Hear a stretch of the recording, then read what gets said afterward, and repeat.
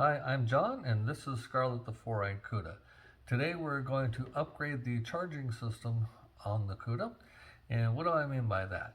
Well, the normal charging system has a 12 gauge wire that comes from the output of the alternator through the firewall to the amp meter and spread out everywhere to run the electronics in the car and come back out, back to the battery to recharge the battery.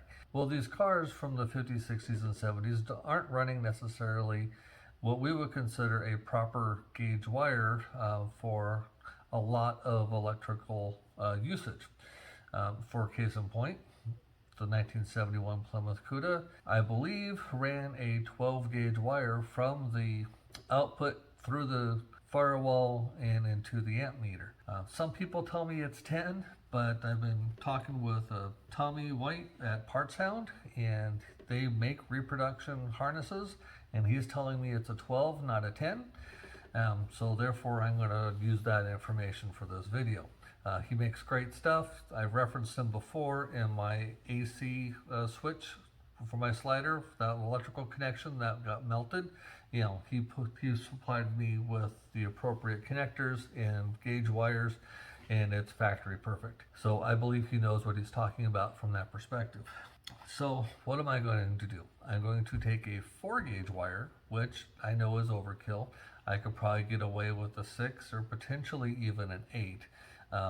But if you look up the charts online for DC voltage or an amperage for per AWG, for American wire gauge, per foot, you'll notice that as the cables get longer, the amount of amperage that they support decreases.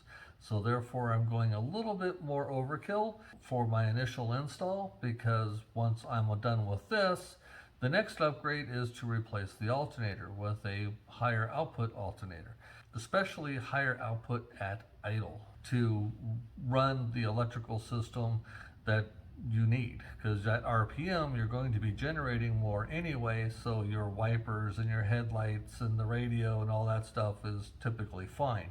It's at idle where they have a low output, and that's where you typically run into an issue.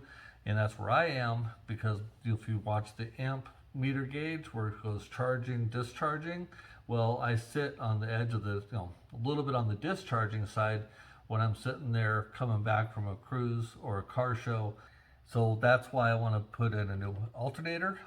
Tommy makes restored alternators. He uses the square back from the 72 and up versus the round back for the 71 and down, because they provide more capabilities on the rebuild side of the fence. He says that it can do, I think it's 45 or 50 amps at idle, and so it can do what would normally be a full charge at the alternator. So, electronics are a little odd. The numbers change depending upon where you do the test. If you're testing at the battery, you can see up to 5 amps lower. If you're testing at various points, you'll see different numbers, because, like I said before, amps and volts drop over footage, and therefore, depending upon how far away from the source you are, you will get lower numbers. This is really simple to do. I have 10 feet of 4 wire gauge. All I have to do is trim off about a ½ inch of this, crimp it onto a lug. I'm going to put some shrink wrap on it to keep it happy. I have a crimping tool set at 4 wire gauge. These are really cool. All you do is take it and push this in, and then you can turn it to whatever size you need. This one goes from, I believe, from 8 to 0 gauge. So you just select it, spin this little doohickey, and when it pops out, you're good to go. Now let me put it back to where I had it. And for the battery connector, I found some interesting items on Amazon.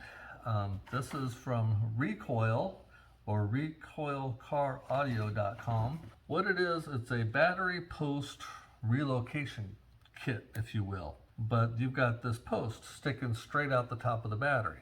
Well, they make this little doodad that hooks onto your post of the battery, and then you can either create a secondary post off to the side, or you can move this and put it up top if you need it.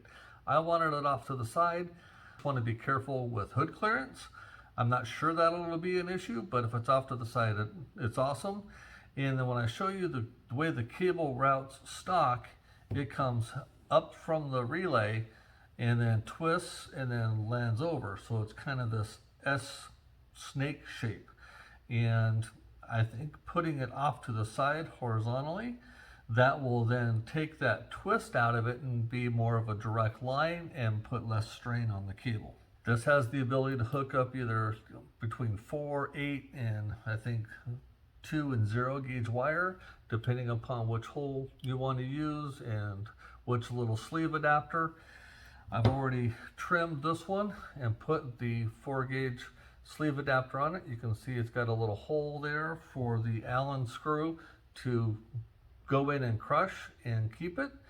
I was considering using the little ferrets that you slide on there and you crimp, but I decided this is a better solution for this application because this little retainer keeps all the individual copper wires from spreading out, and it keeps them together and gives you a true connection. And that's what that ferret is usually for, is if you don't have one of these things and the connector is too big and you put a screw or a clamp on it, then all the wires spread out and then you don't get full connection on each wire, and you really don't get the full wire gauge that you've bought and installed, because not all the wires are connected, or the strands aren't all connected. So that's what I'm going to do. I'm going to let the camera run and I'll do what I'm going to do.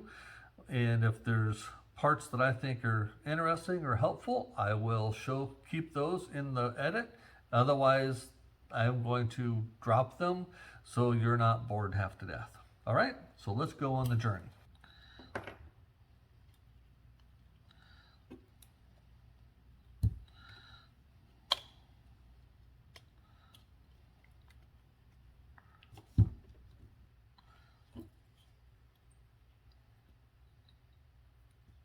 Okay, so I've got the cap on to protect it from shorting out on other things.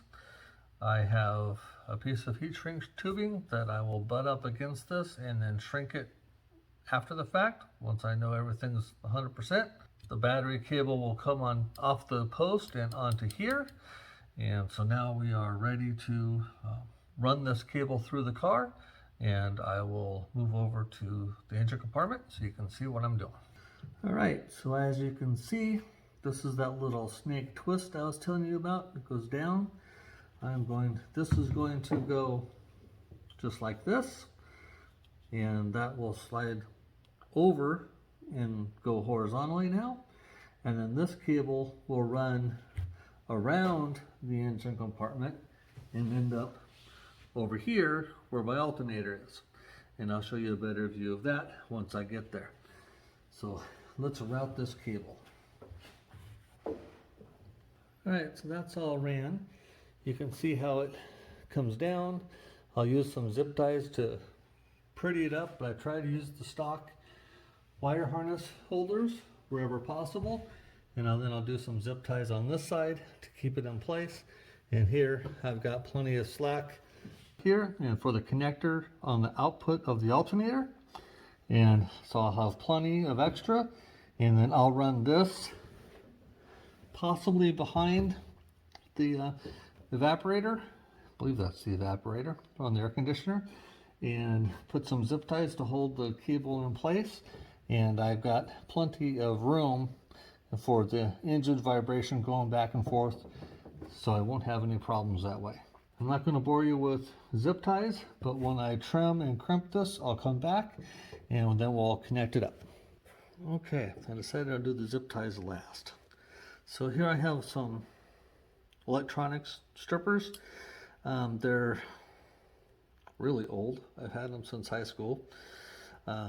And they aren't really big enough, and I looked, and finding 4 gauge is really tough. So if I look at my lug or my crimp that I'm going to put on it, That's going to go to about there. And I chose this one, which is a 1/4 inch. It's a number 4 1/4 inch. I don't know if you can read that or not on the screen, but if you look at the lug on the back of the alternator, it's a 1/4 20, and therefore that's the right size. You don't want it too loose or you will be having some problems. Let's give this a few twists, being gentle. Hard enough to cut the outside, gentle enough not to cut the little tiny wires that make up this 4-gauge connector. Once it's mostly off, you can kind of do it with your fingernail. Give it a couple little twists, and the rest of the rubber, or I shouldn't call it rubber, the insulation will come off.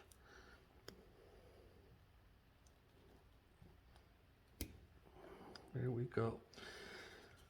So make sure you put your insulation heat shrink tube awning before you put this guy on, because depending upon the size of your end, it's not going to be pretty because you won't get it back on.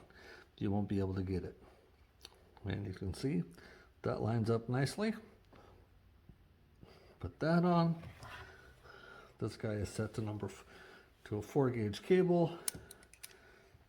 Open it up. Set it in.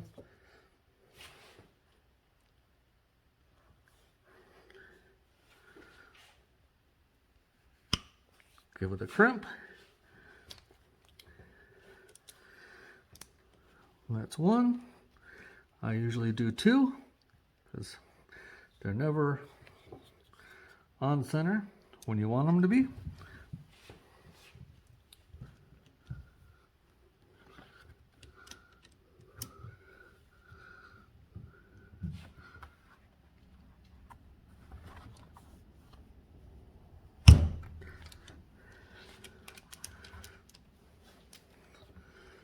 All right, that's on. Give it a little snug pull. That's not going anywhere. So I'll just put that on and hit the heat shrink on it. I've got this little Chandler tool hot air gun, if you will. As you see, nice glowing red inside. It's got two temps. Some people use a lighter. That's not my style. And hopefully you can see that this is printing up nicely. The thing I don't like about a lighter is it gets too hot and it starts to melt versus shrink. But to each their own. I think a lighter works just as well, but it takes more time to get the knack of it. Where here, you set it, it heats up, it does its thing, and you're good to go. And the heat shrink tubing I'm using, turn that off because I'm done. I don't know if you can see it, but there's a little residue out the end. That means it's a glue filled, so that'll never come off. And I've also got it covered part of the lug connector so that anything doesn't short against it that may be unhelpful. Alrighty, let's hook it up. And I decided to do the zip ties last because one never knows exactly what needs to change before finalization. And to me, zip ties should be a cleanup on the finalization side. So here we go, hold on. Okay, this nut on the back of the alternator is a 7/16. I've got a variety of sizes here, from long to medium to short, and some combination of this will work out best depending upon access and what you've got in the way.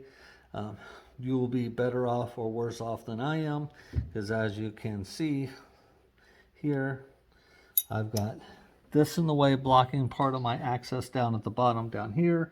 So some are going to be better than others. Some, a ratchet might, a little 1/4-inch ratchet might be good for some, but you do what works best. It's a 7/16. Okay, one more tip.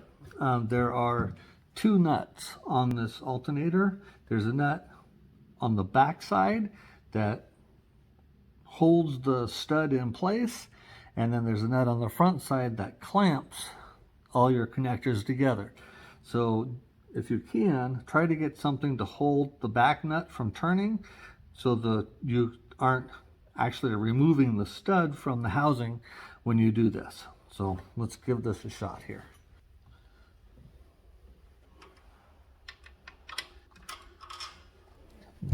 Then once it's loose, just use your fingers. That way you've got the little nut in your hand and you're not dropping it on the floor and searching for it in the crevices of your K-member. And there's the little back washer.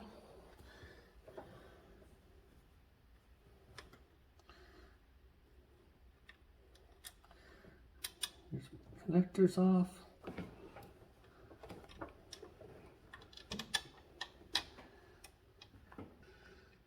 Then put your nut back on. Depending upon how many accessory cables you have here, you're going to want this nut or the stud to be a 1/4 inch longer than it is, but be patient with it and you'll get everything lined up and it'll work just fine. I happen to be able to do this with a socket. No gorilla strength here, because you don't want it so tight that that back nut wants to turn on you the next time you want to service this. Because like I said earlier, I'm going to be swapping out my alternator for a heavier duty unit, but for now I just wanted to get this going so it was prepared. And now it's time to take care of the battery end, because lucky me, I almost forgot. So let's go do it. Okay, here we have another 7/16 nut. I had already loosened it. It wasn't that loose from before. Set that there. And there we go. Let's get this little washer off. Sorry if my elbow's in the way. I've got this little handy dandy tool. It's from Lang.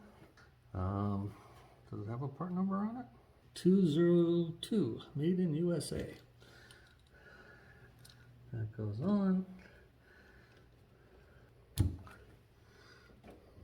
There we go. It's got a little flat spot that goes over the stud or the battery terminal and just pulls in just like any other normal puller. But it's a nice little safety tool that way. Okay, so then lift that up. Let's see if I can open this up a little bit maybe, just to be safe.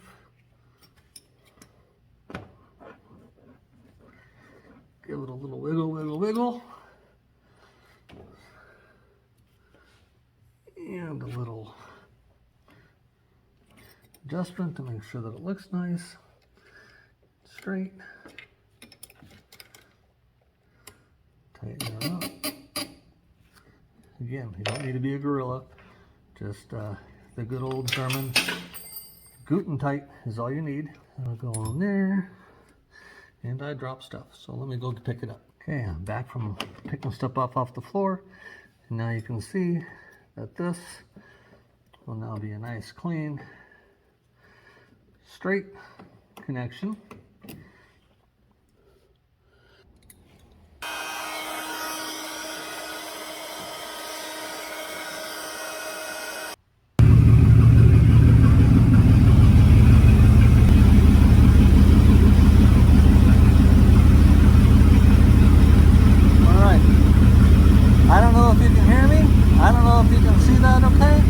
I got some glare, but to me it looks like 5.9, 5.3, 5.5 amps are now going directly from the alternator to the battery and bypassing the rest of it. So that's all overage that's charging the battery versus having to go through the firewall connector, which is a good thing.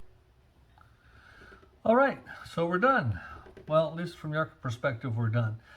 We've hooked it up. We've got it working. It is bypassing like it's supposed to. And any extra charge is going through directly to the battery, or sorry, any extra charge is going directly to the battery versus through the firewall. So is my amp meter going to be 100% accurate? No, but it's just a guideline anyway. They never were 100% accurate. So really, all it was a little bit of time, some crimps, 7/16 wrench or socket, and an amp gauge to make sure that it was doing what it was supposed to do, and we're done. I'm not going to bore you with putting zip ties on, but that's the last step. Zip tie it in place so the cable's not going to flop around, and we're done. So thank you very much for being on the journey. I will edit this down because it says it's 42 minutes to do the job, in case you're wondering, and that's with me for fiddling with the camera. It'd probably take 20 if it wasn't for that. But that's where we're at. So that's how long this would take you to do it in your garage. And I wish you the best of luck. Thanks. Please like, share, and subscribe if you found this useful.